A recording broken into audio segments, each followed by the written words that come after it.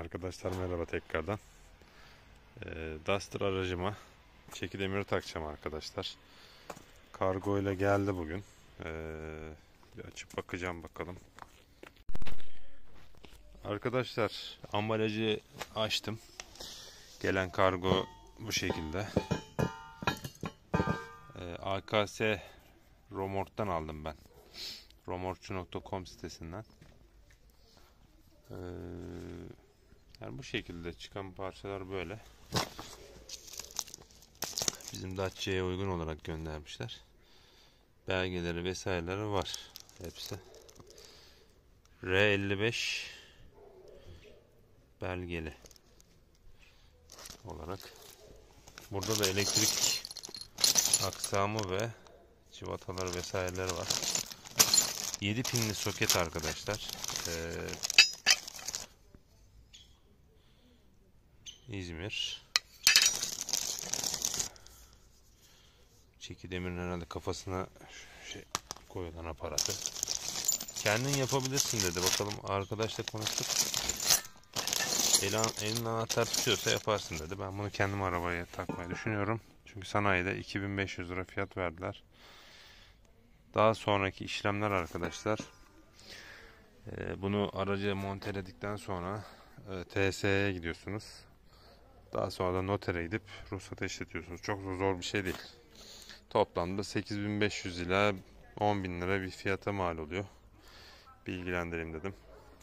Kanalıma abone olmayı ve takip etmeyi unutmayın arkadaşlar. Beğenmeyi. Teşekkürler. Arkadaşlar merhabalar. Bugün 2023 model Duster aracımıza çeki demiri takacağız. Aracımız şu şekilde arkadaşlar. Duster'ın yeni makyajlı modeli. Bu arabaya uygulayacağız. Arabanın şasisinin alt kısmını çekiyorum. Şimdi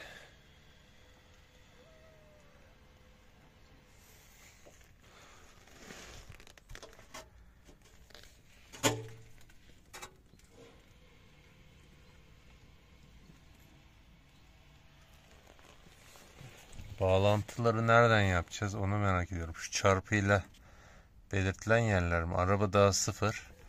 Gerçi her yerde çarpılar var da. Yani bu arabanın kesme, biçme, delme olacak mı olmayacak mı onu sormuştum. Gerçi olmayacak demiştiniz ama bunu nasıl bağlayacağız? Burada yerleri de yok arabanın üstünde. Onu merak ediyorum. İlk somunu yerleştirdim arkadaşlar. Sıra diğerinde. Çıkan 2 tane plastik bu şekilde sağ taraftan.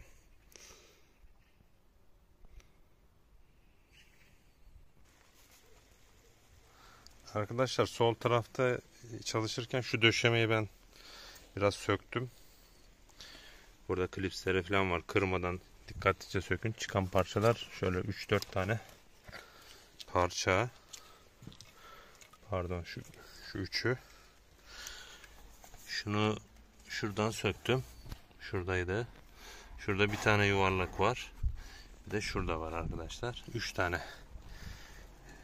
bağlantı plastiğini söktükten sonra bir de şu parça var yukarıda. Onu da çıkarttım. Devam ediyorum. Orada da 2 delik var. Onu da açtım. Plastikten çıkarttım.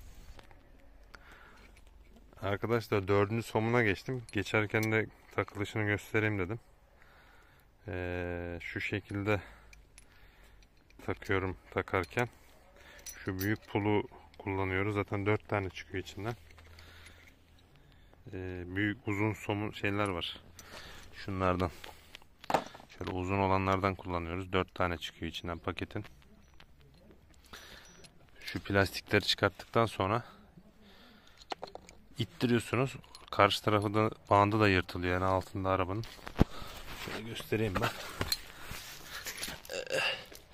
Şurada bakın birini takmışım. Şimdi egzozun arkasında kalıyor. Onu da ittirdim. Delik açıldı. Elimle hissettim onu.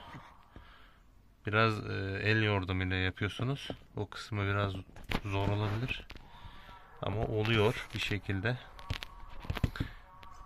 Devam ediyoruz.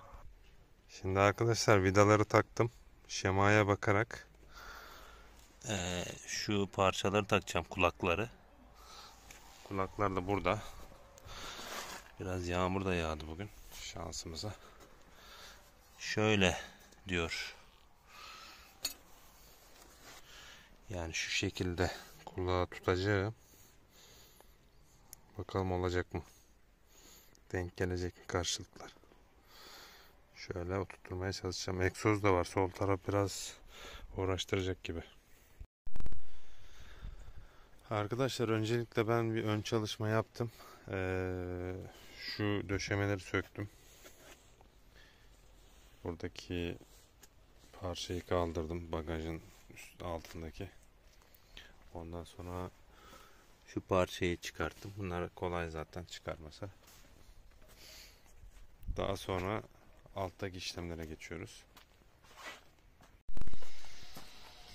Çeki demirimiz de bu şekilde arkadaşlar. Bunu takacağız. Ben kulaklıkları taktım. Aşağıda şu anda daha devam ediyor montaj da.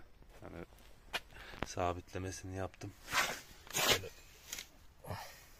gösterebilirsin. Şu şekilde arkadaşlar. Vidanın birini taktım. Fakat daha sıkamadım. Bunu yaparken 2 kişi gerekiyor arkadaşlar. Yani taktım ama sıkamadım. Çünkü iki taraftan da tutamıyorum vidayı. Bir taraftan birinin yardım etmesi gerekiyor. Yani şu içeride şurada bir lokma anahtarıyla birinin tutması lazım. Böyle bir lokma anahtarı yerleştirdim. Şimdi yardıma gelecekler birazdan. 2 kişi yapacağız. Sen yine bunu bana biraz şöyle yukarıdan var ya. Böyle mi? Ha, yukarıya doğru kastır. Şöyle. He. Şöyle. Heh.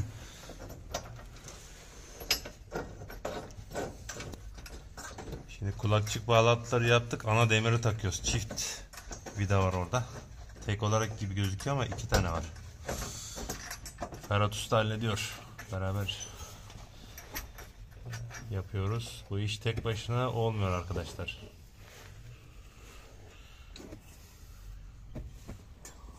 Bu tarafta tamam.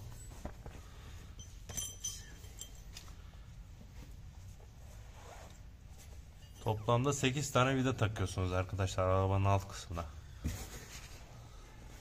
4 tane demire, 2 tane de kulakçıklara. 2'şer tane kulakçıklara.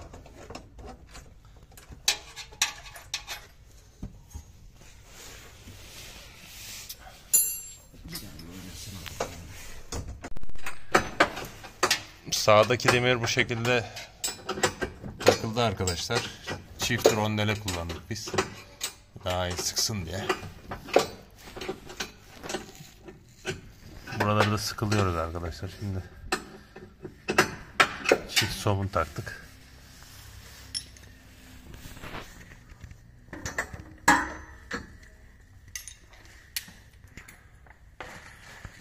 Demir kısmı bitmek üzere. Daha sonra elektrik tesisatına geçeceğiz. Umarım faydalı olmuştur arkadaşlar. Yani 2 kişi olursa yapabilirsiniz ama tek başı biraz zor. Tek başınıza zor.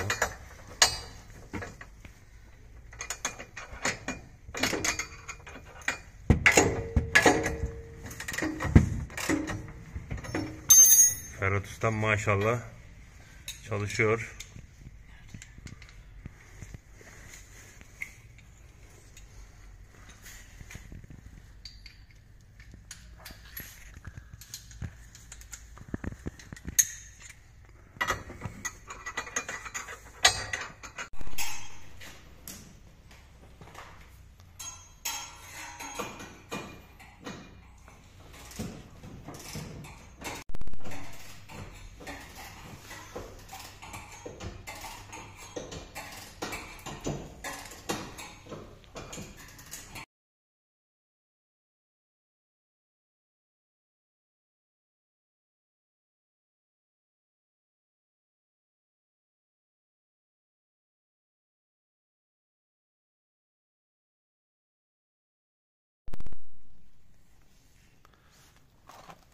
Arkadaşlar bu 7 pinli soketin bağlantılarına başladım bugün.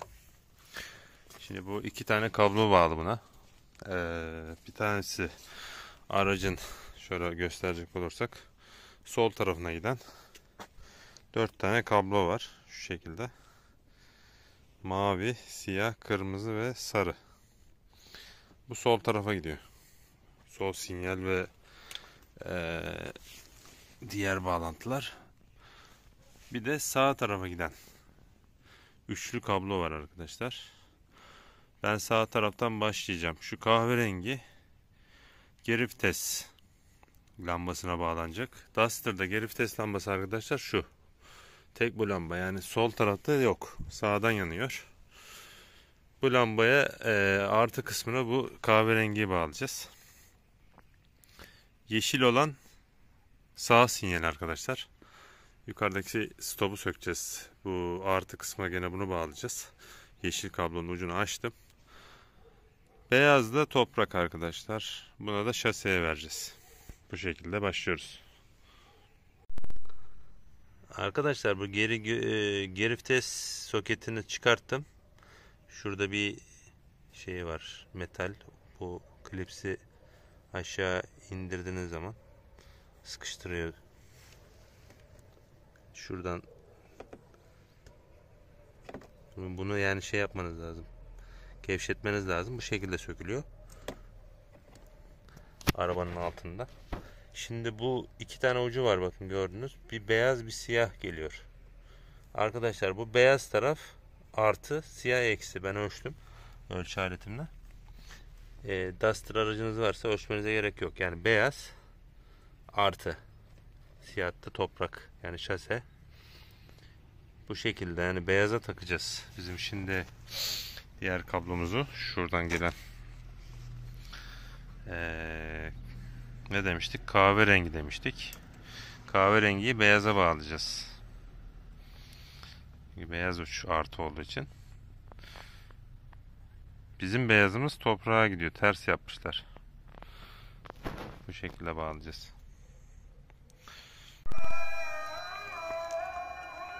Arkadaşlar soketin üzerinden bu şekilde saplama şeklinde girdim. Kabloları ufak kesikler atıp, yani kopartmadan araya girdim. Şimdi soket tarafına geliyoruz. Buradan da kapağı açıp, bakın şu yukarıda zaten yazıyor. Görüyor musunuz şunlar? Hangi kablo ne oldu? Diyagramdan bakıp bu şeylerin, soketlerin uçlarından ölçü aletiyle tekrar teyit ediyoruz yani. Ben ölçtüm, baktığım zaman şey yaptı yani. Şu uç, soldaki şu parmağımla gösterdi. Bu geri vitesin artı ucu. Şunlardan biri de eksi 7. Yani ölçtüğünüz zaman voltmetrede 12 voltu görmeniz lazım. Diğerlerinde bu şekilde devam edeceğim. Alttan da kabloyu şu yukarıdan geçirdim. Bu çekidemirin üstünde. Şu yukarıdaki hattı takip ettim ki aşağı çok yakın olmasın diye. Onlara da klip satacağım. Bu şekilde yapacaksınız. Arkadaşlar sağ sinyal kablosu yeşil demiştik. Şurada bir çarpı işareti var, gördünüz mü? Arabanın altındayım. Burayı tornavidayla ittirdiğiniz zaman delik açılıyor. Oradan veriyorum kabloyu. Yani fabrikasyon delik. Hazır koymuşlar zaten. Bu tarafı da geri görüş, geri vites kablolarını da bu şekilde üzerindeki izolasyonu taktım. Buna da takacağım arkadaşlar. Şöyle siyah bir izolasyon üstüne. Hani bir şey gelmesin diye, kabloya zarar. Yani bunu yaptıktan sonra arabanın altıyla işiniz bitiyor. Arkadaşlar sağ farı sökerken 2 tane elle sökülebilen vidası var. Onları göstereyim. Şu şekilde. Arabanın şu arka tarafında, sağ arkasında ki buradaki şeyi çıkartıp, muhafazayı çıkartıp bunlara ulaşıyorsunuz. Daha sonra 2 tane de tırnağı var. Bunları söktükten sonra şurada bakın Bu tırnakları da, bir tanesi de burada. Çekerken hemen birden çekmeyin. Tırnakları da attırmanız gerekiyor. O şekilde geliyor. Herhangi bir alete gerek kalmıyor. Elle sökülüyor.